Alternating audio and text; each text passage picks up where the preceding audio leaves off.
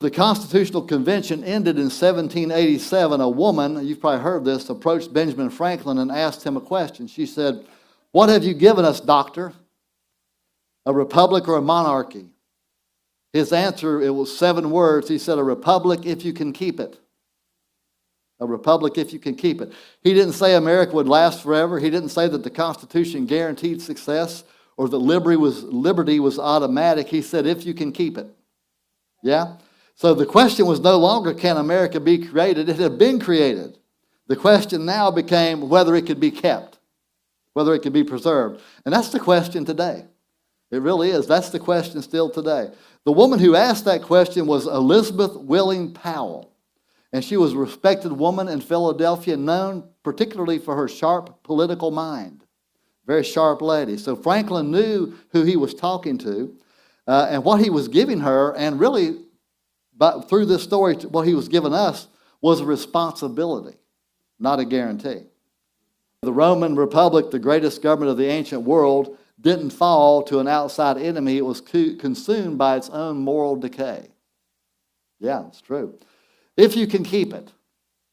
The if there in that statement is not pessimism. How you say it? Pessimism. There you go. I'm from West Virginia. Pessimism. It's not pessimism. It's a transfer of responsibility. Yeah. From the founders to us. And yeah, that includes us. The Apostle Paul understood such things. When he warned the Galatians, he said this in Galatians 5:1, "Stand fast, therefore, in the liberty by which Christ has made us free, and do not be entangled again with the yoke of bondage." Man, sometimes I've seen Christians get free and go back into bondage. Paul says, don't do that. Stand fast, therefore, in the liberty by which Christ has made us free, and do not be entangled again with the yoke of bondage. Don't let that happen to you. Amen. He was writing to people who were experiencing freedom and were in danger of losing it. Not because someone was taking it by force, but because they were drifting and forgetting what they had. They were letting it slip through neglect and compromise. Paul's command was direct. Stand fast. He didn't say enjoy your freedom. We want to enjoy our freedom. He didn't say take it for granted. He said stand fast. Hang on to that freedom, amen? Because freedom, whether it's spiritual or civil freedom, requires, I'm going to tell you, 1 Peter 5:8 says be sober, be vigilant.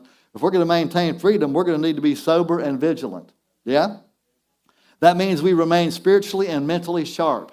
That's what that means. And we keep an eye out for threats.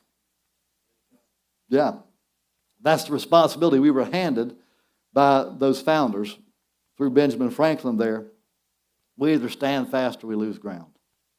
Freedom is a fragile thing. It is not ours by way of inheritance. It must be fought for and defended constantly by each generation. For it comes only once to a people, and those who have known freedom, listen to this. Those who have known freedom and then lost it have never known it again. Now here we are 250 years later, and the question is no longer historical, it's personal. Will we keep it?